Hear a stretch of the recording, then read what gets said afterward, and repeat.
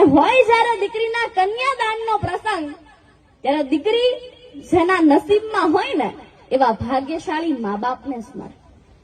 દીકરીને પરણાવી એટલે નદીને પાનેતર પહેરાવા જેવી ઘટના છે.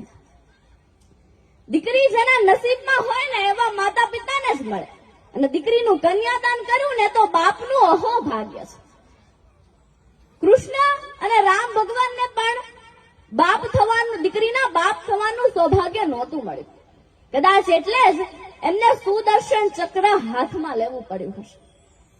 તમે રક્તદાન કરો છો, અંગદાન કરો, મોટામાં મોટી સેવા કરો, વિદ્યારૂપી દાન કરો, પણ જ્યારે એક પિતા પોતાના કાળજાના કટકાને બીજાના હાથમાં સોંપે છે અને મોટામાં મોટું કન્યાદાન કરે છે.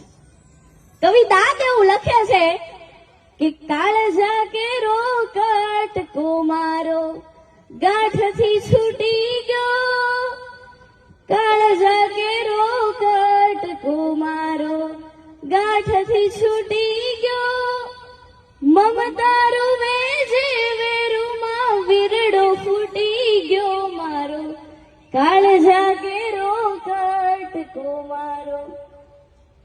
દીકરી વિદાયની ઘડી હોય ને ત્યારે 20-20 વર્ષથી એક બાપે